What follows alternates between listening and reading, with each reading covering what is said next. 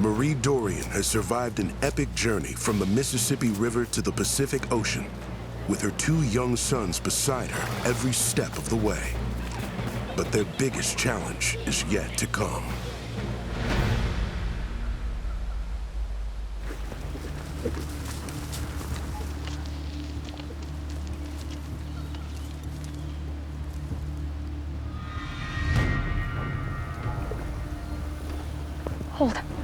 Hold it.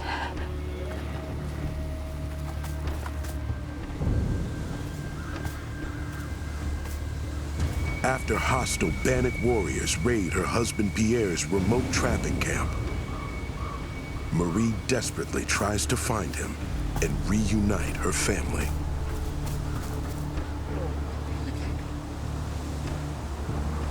Where's Pierre?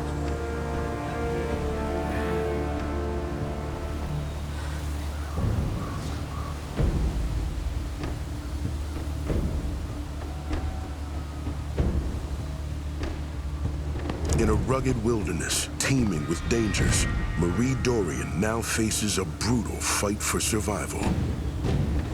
Pierre! Pierre!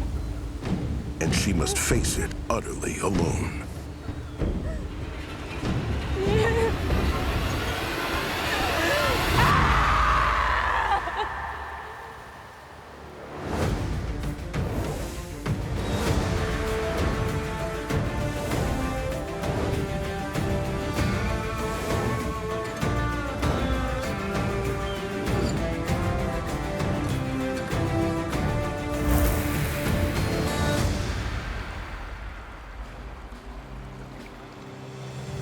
Tales of the Mountain Men have gone down in history and legend.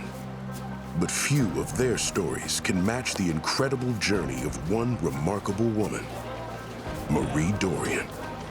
Marie Dorion is one of the women in our Western history that very few people have heard about, but who really truly helped shape the face of the American West.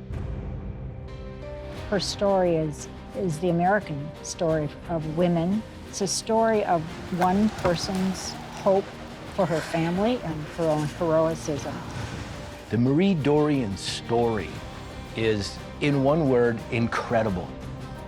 What she does is something that very few people, regardless of gender, could have managed. It's a story that everybody should know.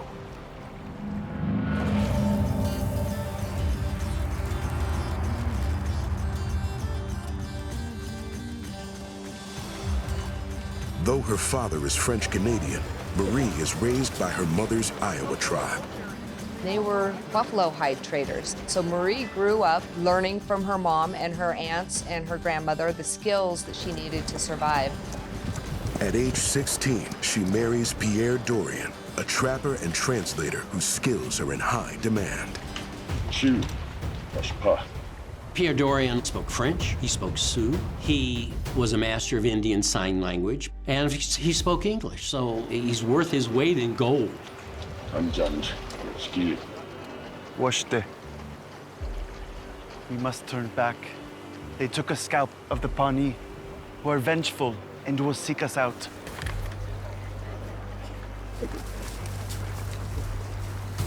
But Marie's skills as an interpreter are just as valuable, if not as well recognized.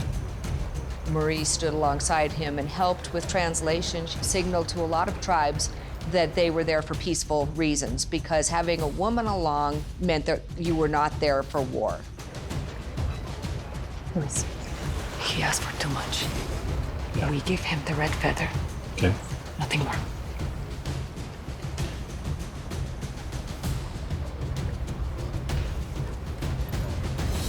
Marie and Pierre make a formidable team, but their life as husband and wife is far from perfect.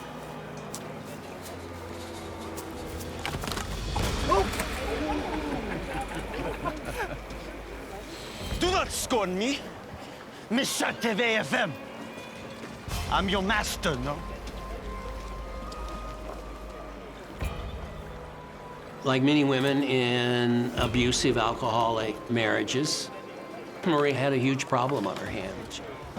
Pierre was rarely sober, and She blames others, of course, for this, Manuel Lisa in particular. Manuel Lisa was the lord of the Missouri fur trade. His company, the Missouri Fur Company, dominated the trade up on the Missouri River. This titan of the burgeoning fur industry is Pierre's employer and also his enabler. Will you pay me what you owe? Yes, you Spanish voleur. This season, I'll bring you more pelts than you count. Then let us agree. You may have another keg on credit. In fact, I have one right here. Manuel Lisa knew that he needed to do something to keep Pierre because Pierre was a good employee. And so he did that by plying Pierre with his #1 vice, which was alcohol.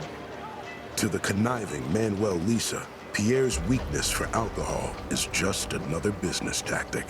Pierre, do you not see that Lisa is playing you the fool? Every single drink you take deepens your debt to him. My business is my own. Leave me be. But a meeting with a stranger will give Marie an opportunity to change her fortunes. I hope that is not Pierre Dorion. My husband. Yes. He's not what I expected. Apologies. I am Wilson Price Hunt, a partner at the American Fur Trading Company. I'm a friend and colleague of John Jacob Astor. Pierre! John Jacob Astor is perhaps the wealthiest man in America. He wants to establish a fort at the mouth of the Columbia River. His grand scheme calls for him to send a ship to the Oregon coast and build this post, while at the same time, he's going to send some 70 men overland under one of his employees, Wilson Price Hunt, to establish a fur trading empire in the Pacific Northwest. We plan to cross the western mountains before winter and arrive at Fort Astoria in the spring. Now, doing so, we will make history, Mr. Dorion, and you will play an important part as my translator. This expedition could be the salvation that Marie has been hoping for, but only if Hunt will meet her terms. You will follow the way of the Captains Lewis and Clark. If practical, perhaps, I will discuss that with your husband. We offer a contract of $300. I can advance $25 now. Of course. Yes. I will be coming as well, Monsieur Hunt. And so will my children. Are you senseless? I will be not left alone here, Pierre. And especially not bound by multiple financial obligations. Are you constrained by your debts, Mr. Dorion? Oh, there are none, Monsieur Hunt. But now I do agree. Marie and my sons must come with me.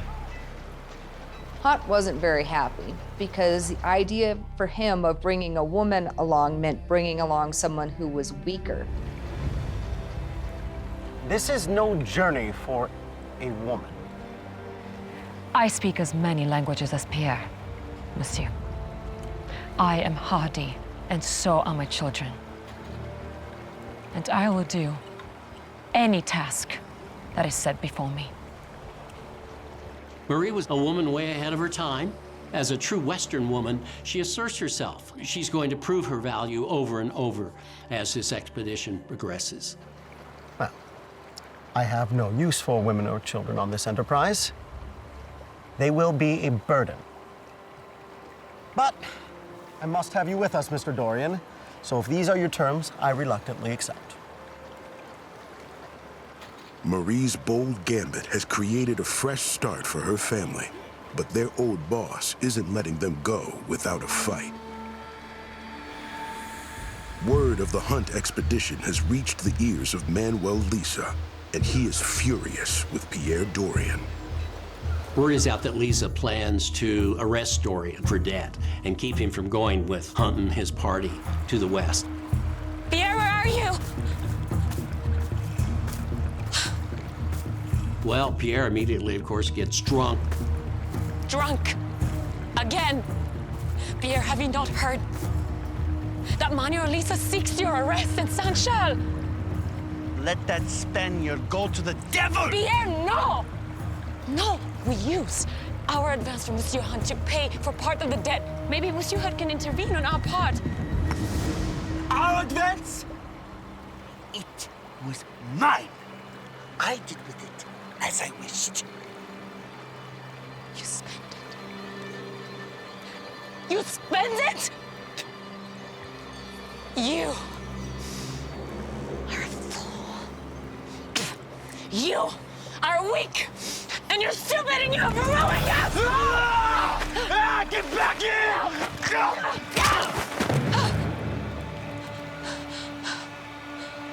Pierre has finally pushed Marie too far. But in her rage, she may have killed her husband and ruined any chance at a new life.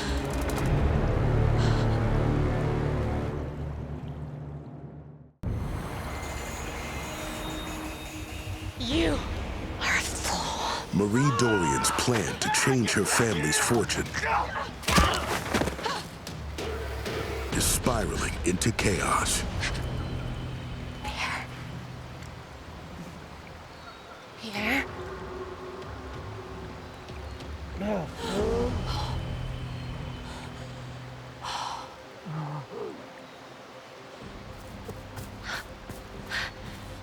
It's okay, boys. He's just asleep. Determined not to lose their place on Hunt's expedition, Marie has no choice but to return to camp and hope for the best.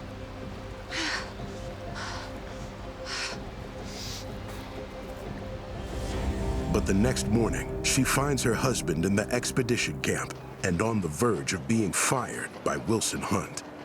Drunk, again, Dorian, and now fighting with your own family. We have an arduous journey ahead. I need the services of a reliable translator, and you, sir, are anything but reliable. Monsieur Hunt, I promise you, Pierre will never again drink a drop of liquor. Or I will leave this expedition. I do promise. Never again. She'll keep Pierre off the bottle, which is important. And Pierre doesn't want to go without his family. Hunt's between a rock and a hard place. He has no choice but to say, get in the boat and let's get up the river before we have any more trouble. By sheer force of will, Marie Dorion has ensured her place on the expedition and will share whatever perils lie ahead. The expedition travels up the Missouri River, following the route first taken by Lewis and Clark. But an unwise decision by the expedition's leader will soon change that. Our river progress has not been as fast as I would like. And the Blackfeet, they grow more warlike every month. Therefore, we shall abandon the dangerous and overlong Missouri route followed by the Corps of Discovery. Hunt really has no idea what he's doing, but he's decided that he's not going to follow the trail of Lewis and Clark up the river all the way because he's worried about Indian hostility. The expedition's clerk, experienced mountain man John Reed, quickly realizes the dangers of Hunt's proposal. Captain, the route of Lewis and Clark is the only one known. It did take long, but they made it. And they made friends of the Shoshone. Lewis and Clark failed to discover a water route to the Pacific. And upon their return, they fought with the Blackfeet, who have since killed every white man they find. We shall travel far to the south of Blackfeet country and reach the mountains in a spot where I expect to find the River of the West, of which so much has been written. And when Hunt decided to leave the river routes and to go overland, that was one of the most disastrous decisions that he could make. Is this wise? We have no horses. We can get horses from the Arikara. No, it's too late in the year to go by land. Pierre, you know this. We know this, even if he does not. You must speak up. Do you wish to say something, Mr. Dorian? We have the concern of... We are all speaking English here, Mr. Dorian. when I need the assistance of the translator, I will let you know.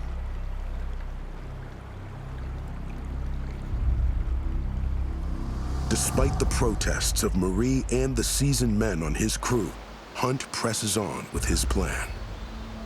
By early summer of 1811, Hunt leads the expedition to the villages of the Arikara tribe, where he plans to barter for horses and begin his overland route. Yes, it's dark and clean. So, Monsieur Hunt will soon have enough horses to travel for the mountains. You would have done better to advise against this foolish course. But the trading is cut short by the arrival of an unwanted guest. There is the great man himself. Up the river comes Manuel Lisa, and he is still fuming. He wants his pound of flesh from Pierre Dorion. How do you fare? Perhaps the journey has made you thirsty? No? That will be for the best. Lisa had been planning this. As soon as he learned that Pierre was going to go on with Hunt, Lisa saw this as an opportunity to compete and get new alliances before the Hunt party could seal them up as they were heading west. I think you forget your debt to me. Is that why you have chosen to flee with this femme stupide, this idiot Wilson Hunt? What kind of man drags through such peril his woman and children? No, for the love of God, stop! Stop! Fetch me my scalping knife! No, you shoot the Spanish dog, and you will hang. No matter how he sparks you on. Hang. Capitan Hunt, your servants have insulted me. I will defend my honor, even if you have none. I will see you on the field, sir.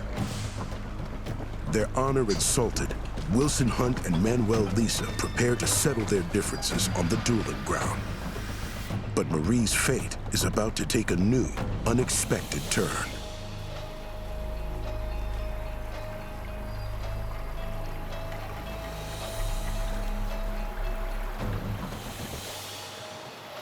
Do I know you? No. I am Sacagawea, and I must speak to you. Alone. In a stunning historical coincidence, Marie has met a living legend of the frontier. Sacagawea is the only woman on Earth who both fully understands Marie's plight and can help her survive the ordeal that lies ahead.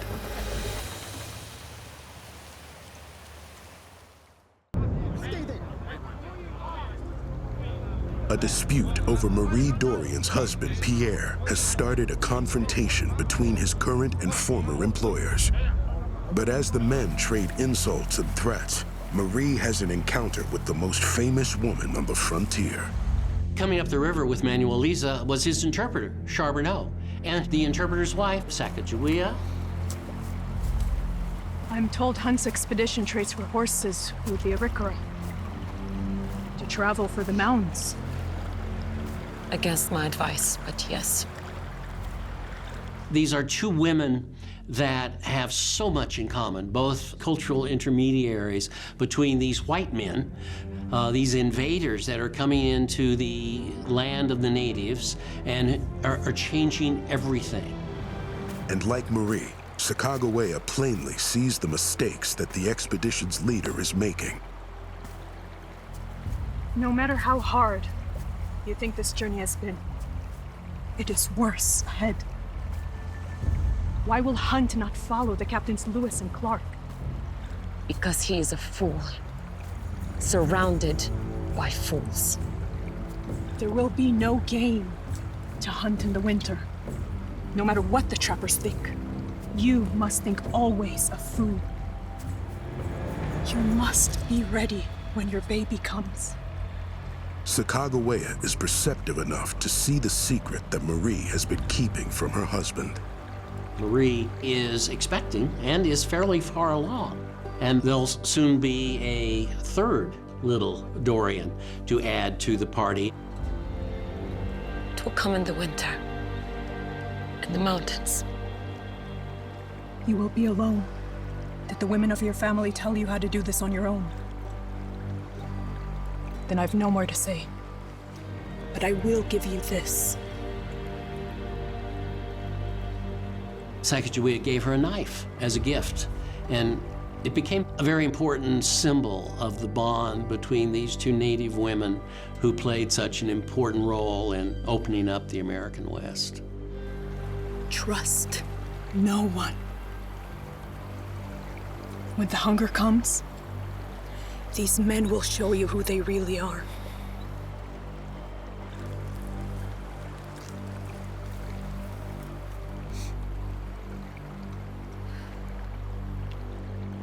Mr. Reed, what happened? It's just a bunch of big talking and boasting. Now they're best friends again. And although Hunt and Manuel Lisa end their quarrel, Marie now knows that the true test of courage still lies ahead.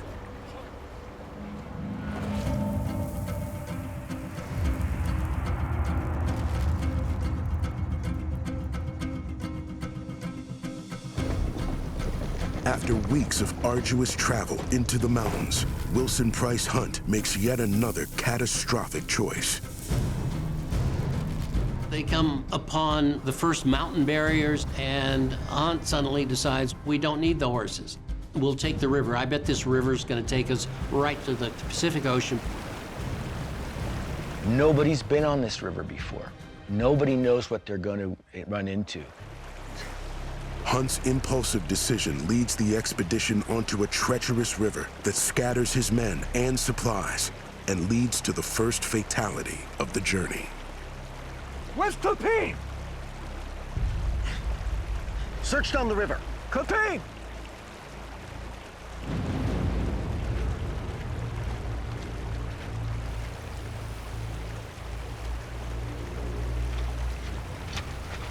Veteran boatman Antoine Clapine drowns after his canoe is overturned in the rapids. And his senseless death spurs the expedition's hapless leader into changing course yet again.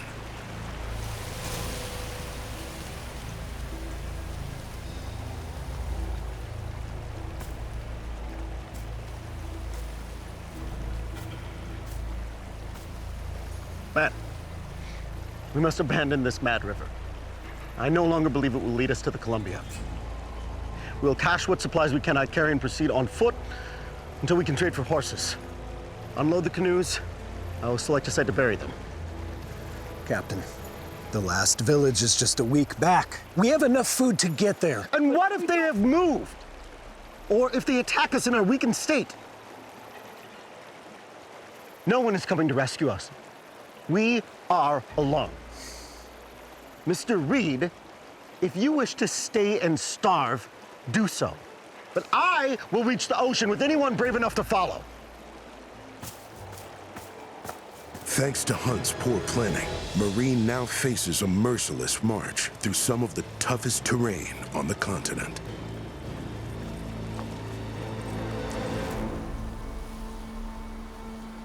Although Hunt manages to acquire horses from a Shoshone village, the expedition still struggles to make progress, leaving them far from help when Marie Dorion's strength is tested in a way no man's could ever be.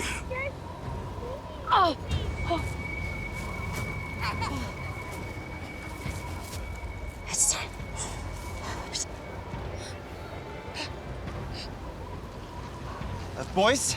Boys, let's go in the tent.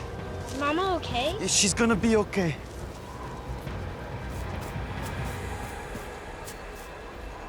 I will tell them they must wait. No, Pierre, tell them to go. Please.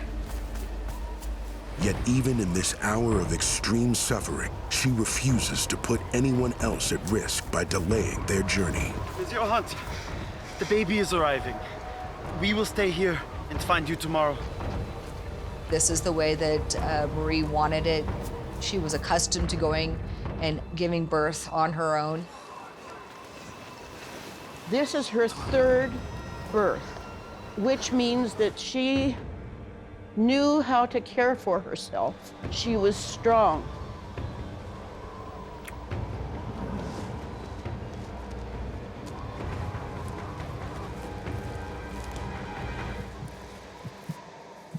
After crossing thousands of miles, Marie must make the most difficult steps of the entire journey utterly alone.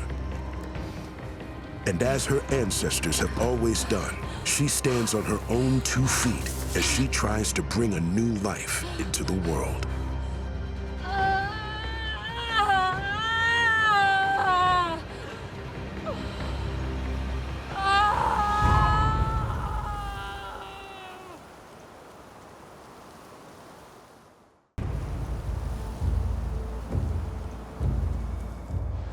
During a brutal journey across the Rocky Mountains, pioneer woman Marie Dorion is about to give birth while completely alone in the wilderness.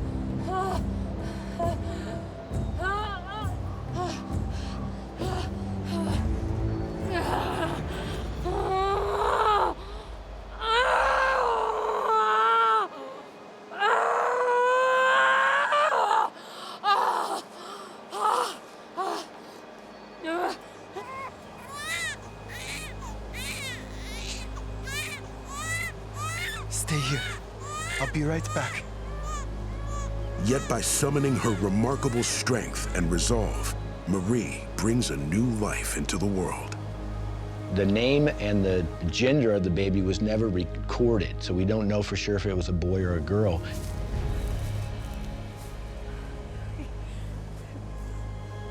She kind of looks like you. It's a moment of joy for Marie and Pierre, soon followed by the realization that they need to catch up to the expedition. But expedition leader Wilson Price Hunt is learning that he needs the Dorions just as badly. 10. I need 10 bushels. Food. Mr. Hunt, there they are.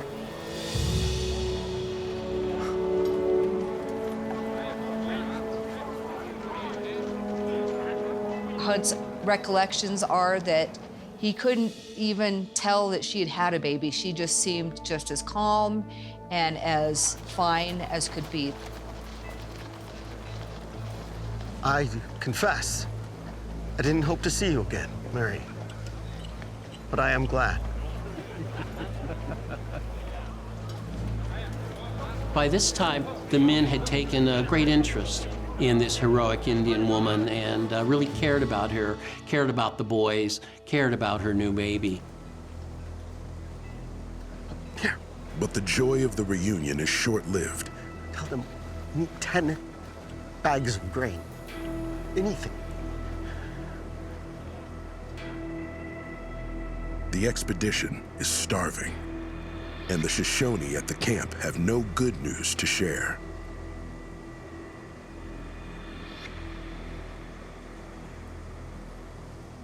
They say they have no food to trade.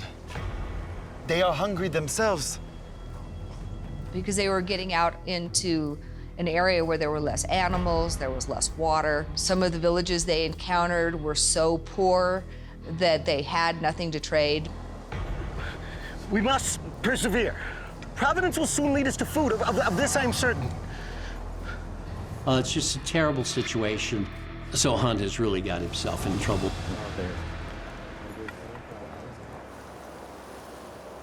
Struggling against starvation as they press onwards, the expedition begins eating its horses until only one remains. When they got down to whether they would kill this last horse because they were that desperate for food, they all said, you know what, because we respect Marie so much, we will bypass food so that Marie can ride. The men may be able to continue without food, but the expedition's newest member cannot.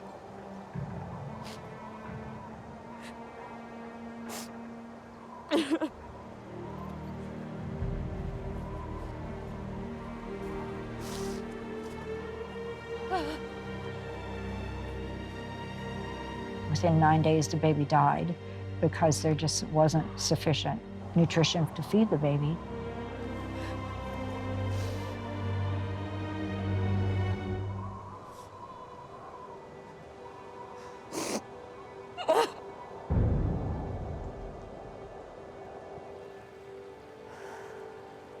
That night after dark, she sat in her tent and wailed and cried and mourned that baby.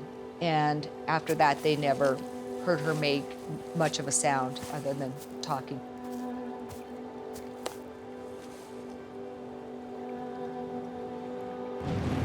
Driven by will alone, Marie and the expedition finally reached their destination, Fort Astoria in modern-day Oregon. Pierre, I will see you in a couple weeks. Marie, Clark. I'll miss you, but I'll be back. Marie survived the harrowing journey across the continent. I'll be glad not to see our Capitan for a while. Leaving her third child buried on the way. But even that ordeal will soon be eclipsed by one far worse. Thank you.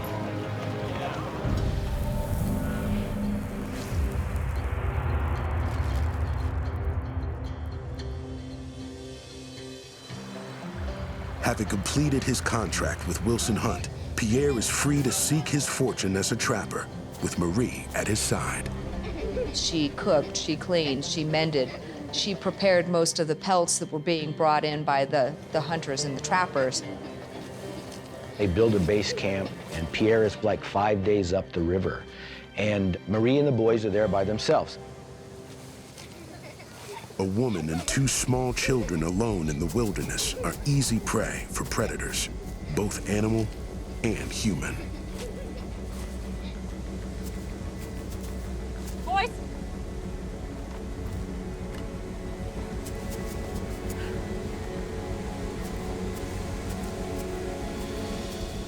Luckily, the intruders are friendly Shoshone, but they bring a dire warning.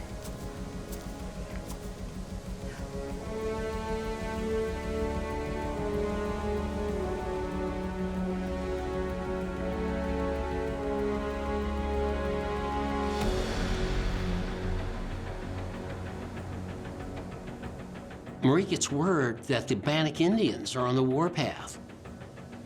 They wanted to drive these men out of their territory. And the trapping party with her husband is in grave danger. Boys, come on, get the tent. So she took her children and jumped on the horse and headed out to warn them. With no real idea of where Pierre has been trapping, it takes Marie 3 days to locate signs of his camp. Hold it.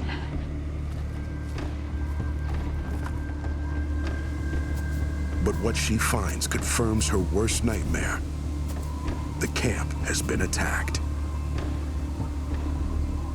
It's smoldering, and sure enough, everybody's dead. Well, Giles Leclerc is still alive, and he manages to tell Marie all that has gone on.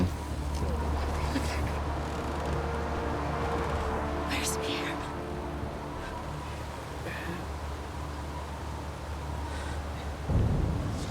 Since departing St. Louis, Marie Dorion has endured forced marches, starvation, and the death of an infant child.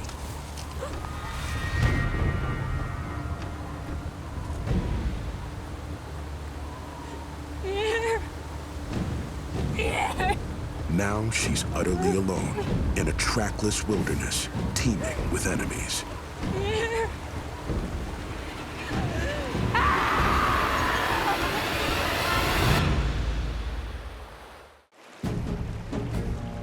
After a harrowing trek across the continent, Marie Dorion has suffered yet another heart-wrenching loss.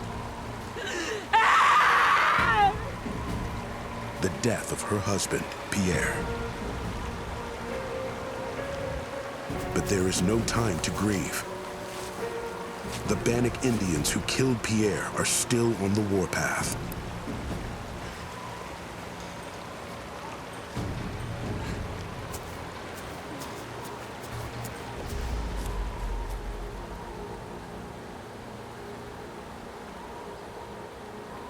Where's Papa?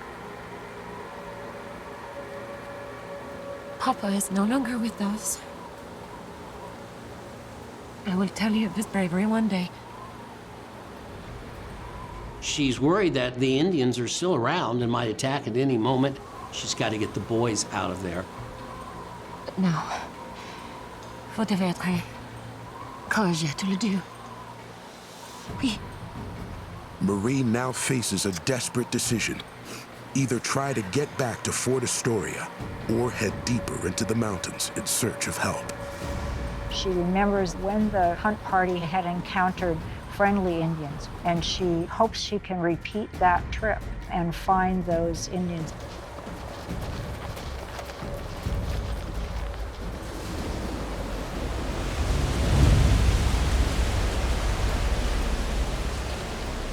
But finding a friendly tribe is a difficult task.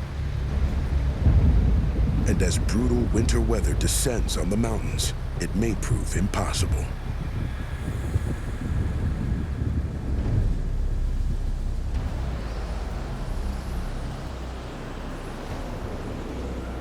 They travel for about 9 days. As they get up into the Blue Mountains, the snow becomes thicker, it becomes heavier.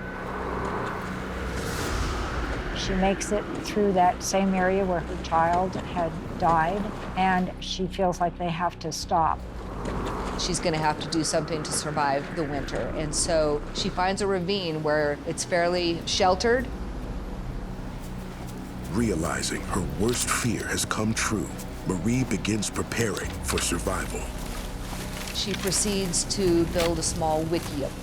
Wickiup is basically a wooden structure made of logs and sticks that are leaned up, almost in a conical form.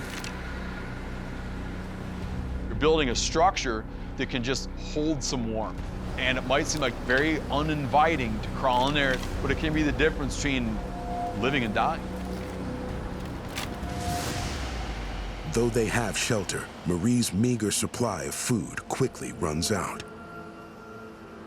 As any parent knows, you're not just living with fear of what could happen to you, but you're living with a fear that's worse than that, is what could happen to these innocent, helpless people. Marie has already lost one child to hunger, and she refuses to lose another.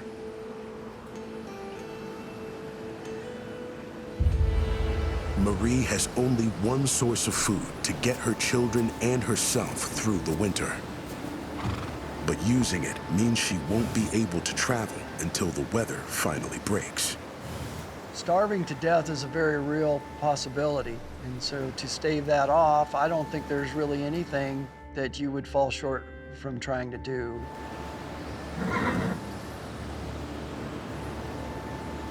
She smokes that horse meat so that they have enough food to survive. And they stay there for 57 days. After nearly 2 months, the horse meat is nearly gone. And Marie faces yet another gut-wrenching decision. She knew that they had to start moving again or they were going to run out of food, and it was going to be another desperate situation. But Marie knows the boys will not survive a march in the frozen wilderness. My brave boys.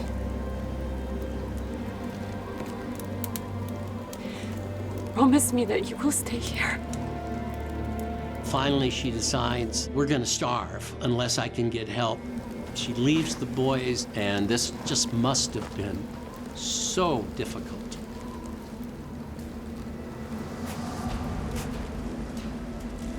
Not knowing if she'll ever see her children alive again, Marie sets off on what may be the final steps of her journey.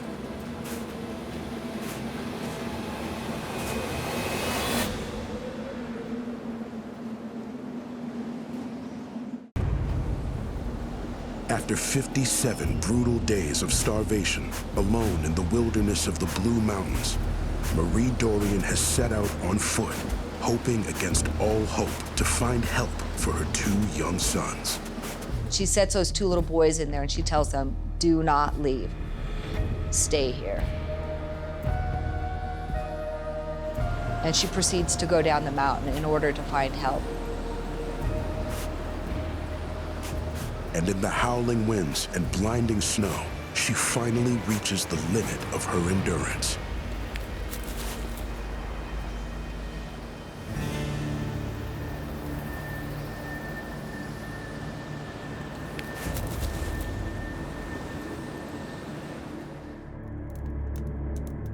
After collapsing in the snow, Marie finds herself in an unfamiliar place with no idea of how long she's been asleep. My sons. Mi piani. My sons. Mi piani. Mi piani. She finally runs into the Walla Walla tribe. The Walla Walla were the Indians she was looking for because she had spent time with them in the past and she knew that she would be safe. She tells some Walla Walla Indians what's going on. They send men back for the boys. The Walla Walla help Marie recover from her ordeal, but her own safety means nothing to her unless her children survive as well. Somehow, against all the odds, Marie Dorion has survived. Mi piani. And so have her sons.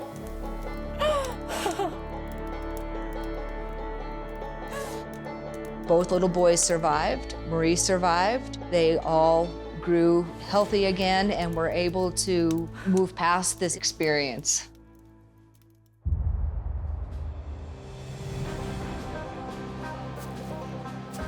And it's just one of the most incredible stories of perseverance and endurance in all of Western history. That woman should not have survived what she survived, but she did. And she goes on to have this wonderful life after that. She remained in the Oregon country as a revered woman. She set the example for how to live a full life and to take care of the people around you. She is an amazing, amazing woman.